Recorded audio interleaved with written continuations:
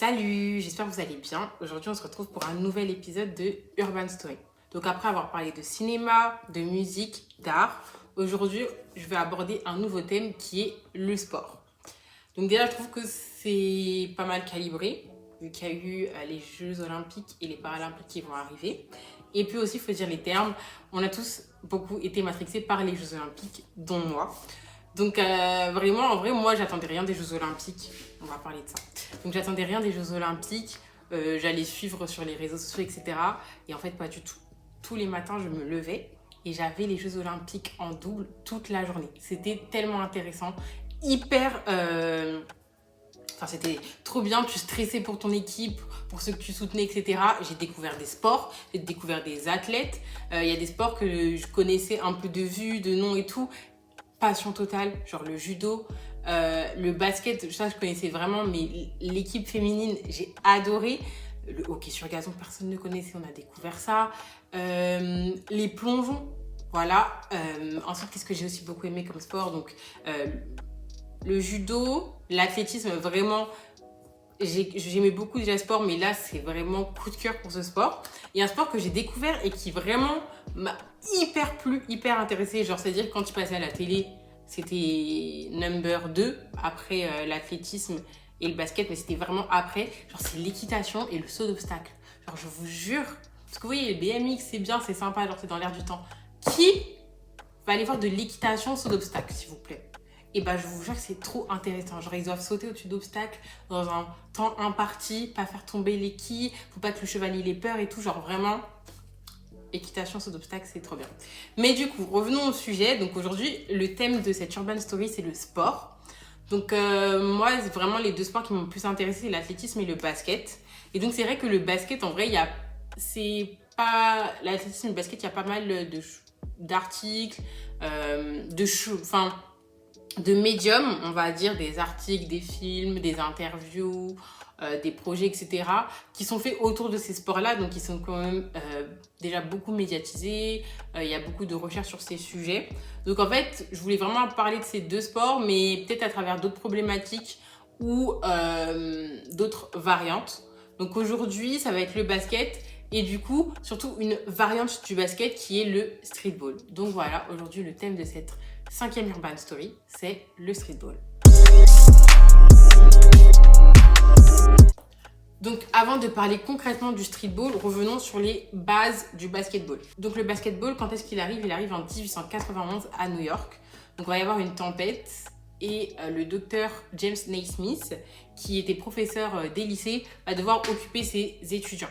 Donc ce qu'il décide, c'est qu'il repère 2 seaux de pêche usés, un ballon de foot usé, et du coup ils forment 2 équipes et le premier match de basket naît.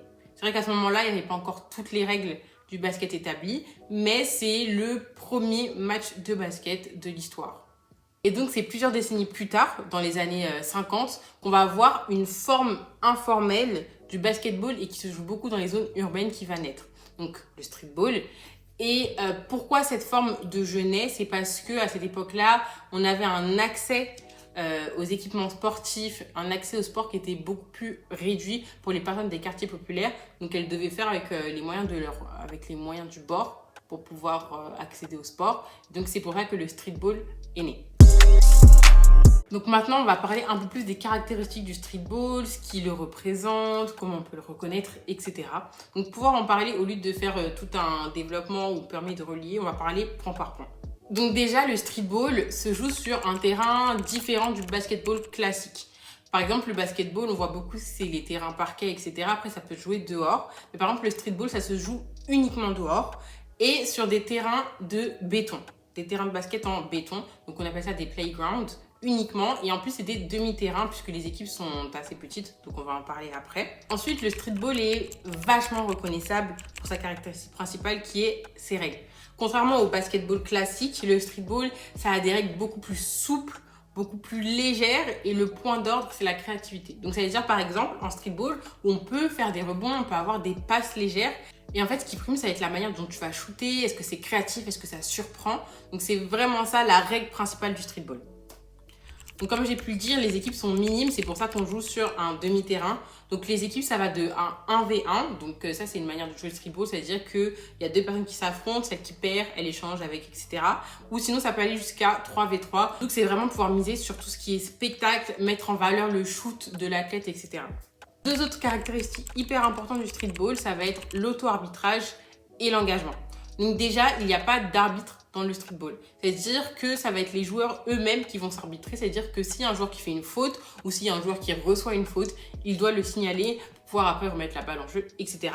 Et aussi l'engagement. Donc là, c'est un engagement qui se fait par un check physique et oral. Donc ça veut dire qu'on va avoir l'équipe qui doit faire, qui a le ballon et qui doit démarrer le jeu, va devoir dire check, lancer le ballon à ses adversaires et les adversaires vont devoir lui relancer le ballon. Donc c'est vraiment pouvoir confirmer que tout le monde est prêt à relancer la partie. Et puis enfin, il y a d'autres règles qui s'appliquent comme les sorties de ballon, les points, etc. Donc d'autres règles qu'on retrouve dans le basketball. Mais c'est vrai que du coup là, elles sont pas fixes dans un sens, comme là on a pu voir avec les équipes, le playground, etc. Elles vont varier en fonction de où va être joué le jeu, donc quel terrain, quel pays, quel lieu, etc. Maintenant, parlons d'un élément très important dans l'histoire, l'héritage du streetball, c'est N1. Donc, qu'est-ce que c'est N1? C'est une marque qui est née en 1993 aux États-Unis. Donc, c'est une marque qui permet d'offrir des équipements, des vêtements, accessoires, etc. qui tournent autour du basketball. Tout au long de leur essor, ils vont signer plusieurs joueurs de NBA. Donc, on peut penser à Stephen Marbury, Jason Williams ou encore Vince Carter. Mais c'est en 1999 que N1 va faire la signature la plus importante et qui va leur permettre de prendre un vrai envol. Donc en 1999, ils signent le quadruple All-Star et le joueur de mix, Latrell Sprewell.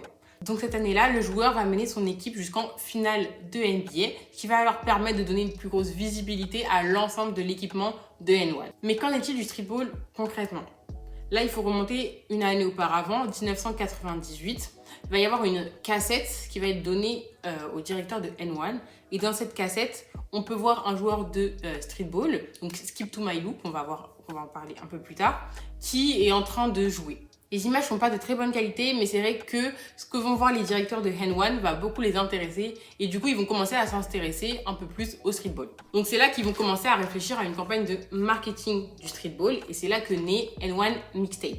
Donc, en 1998-1999, on va commencer à voir la N1 Mixtape qui va tourner. Donc, qu'est-ce que c'est? C'est une cassette vidéo dans laquelle on va voir différents streetballers qui vont jouer, faire leur technique, faire leur passe, faire leur shoot dans l'ensemble des États-Unis. Donc, c'est un petit film. Et après, N1 le développe en 200 000 exemplaires pour le distribuer dans l'ensemble de New York. Et en fait, on voit directement que ça marche super bien. En seulement 3 semaines, ils vont vendre l'ensemble de leurs exemplaires. Donc, ils veulent aller plus loin dans leur campagne marketing et ils décident du coup de faire la N1 Mixtape Tour. Donc là, qu'est-ce que c'est? Ils vont réunir les meilleurs streetballers qu'ils ont pu rencontrer à New York, en faire une équipe de streetballers et après ils vont voyager dans l'ensemble du monde pour affronter d'autres équipes de streetballers dans l'ensemble du monde. Donc là, déjà de une, ça marche complètement puisque ça avait marché avec la première, mais surtout ça permet dans un premier temps de toucher, N1 va toucher internationalement, enfin en tant que marque, et puis le streetball va être reconnu internationalement, va intéresser beaucoup plus de monde à l'international. Donc en fait, l'impact de N1 a été hyper important pour le streetball. Comme j'ai pu le dire, déjà, on va voir la popularisation à l'échelle internationale. Ensuite, N1, qu'est-ce que ça va permettre? Ça va permettre de valoriser, légitimer les joueurs issus des quartiers populaires face au circuit traditionnel. Donc, on va avoir certains joueurs de streetball qui vont ensuite se développer en NBA. Et puis, même si aujourd'hui N1 n'a plus la cote qu'il avait avant face aux autres concurrents énormes, Adidas ou Nike par exemple, c'est vrai que ça va rester encore très important dans l'héritage et l'histoire du streetball. Ensuite, pour cette dernière partie développée, on va parler de l'association Streetball Culture Urbaine. Les deux sont indissociables. C'est vrai qu'on voit déjà dans le basketball classique que la part de la mode, de l'accessoire, enfin mode chaussures, de la musique, c'est très important dans le basketball classique. Mais c'est vrai que dans le streetball, c'est encore plus mis en valeur. Déjà, comme on peut l'observer, c'est parce que le mot d'ordre du streetball, c'est la créativité. Donc en fait, déjà, on retrouve déjà cette créativité dans la manière de jouer, dans les shoots, mais on va aussi retrouver cette créativité dans la manière de s'habiller. Les sportifs, enfin les joueurs, les streetballers, ils vont pouvoir affirmer leur style. Ils n'ont pas d'uniforme précis, c'est-à-dire s'ils veulent venir en pantalon, en short, en t-shirt, en maillot de basket, que ce soit rétro, que ce soit eux qui l'ont cousu, que ce soit ancien, nouveau, neuf, peu importe, upcyclé, ils peuvent venir comme ils veulent. Ensuite, l'accessoire. Ils peuvent porter des chaînes, peuvent porter des montres, des bijoux, etc. Comparé aux joueurs de basket classiques. C'est-à-dire si là ils veulent porter des chaînes de 40 poids, bah, c'est leur problème. Mais au moins ils peuvent affirmer leur style, la coiffure aussi, même si on voyait déjà dans le basketball classique. Et puis les chaussures, parce que c'est le plus important dans le basket, les sneakers. Donc on voit déjà ça dans le basketball classique, que les baskets c'est hyper important. Ça attire le coup d'œil, etc. Et donc, c'est la même chose dans le streetball.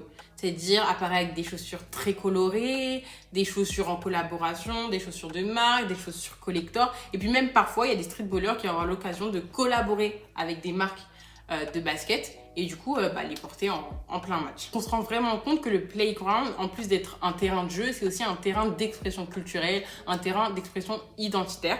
Et donc, le poids de la musique est aussi importante. Donc, par exemple, dans le basketball classique, lors des mi-temps, lors des matchs des NBA, surtout en Amérique, la musique, ça a une part importante. On fait passer du rap, etc. Il y a pas mal de grands artistes qui viennent y assister. C'est la même chose pour le streetball. On va avoir pas mal d'artistes, de rappeurs qui aiment le streetball quand on parle dans leur musique, comme par exemple Jay-Z.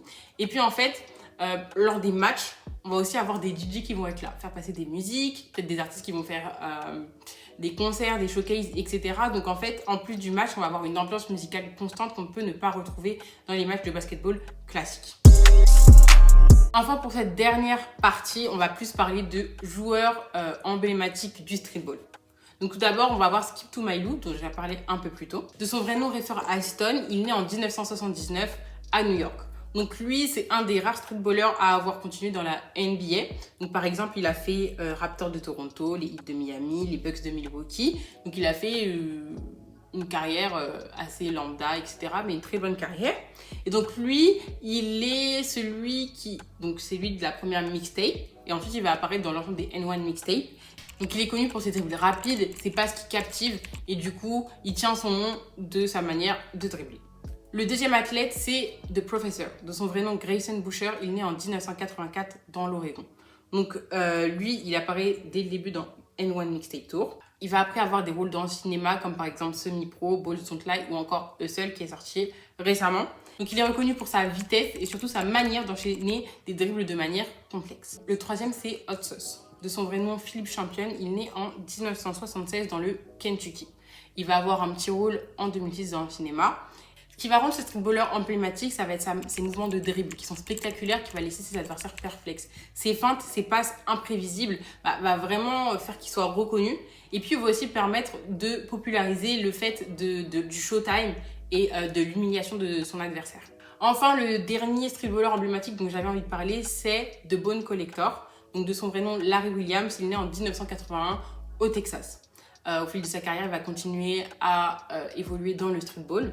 Et donc, lui, il tient son nom de sa manière de casser les chevilles de ses adversaires, littéralement. Donc, il casse les chevilles de ses adversaires en dribblant, bien sûr. C'est pas, il vient, il casse les chevilles, mais c'est sa manière de dribbler qui perturbe ses adversaires, qui fait qu'ils peuvent se cacher les chevilles.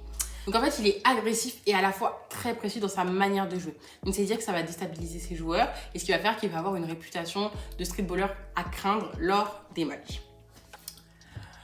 Donc voilà, on atteint la fin de cette vidéo, de la présentation du streetball, qu'est-ce que c'est, quelles caractéristiques, comment on peut le reconnaître, son rôle dans la société, dans la culture urbaine, etc. Donc j'espère que ça vous a plu, que ça vous a intéressé. J'espère qu'on se retrouve très vite pour le prochain épisode de Urban Story qui, je vous le dis déjà, sera autour du sport et de l'athlétisme. Et voilà, je vous fais plein de bisous. Bye!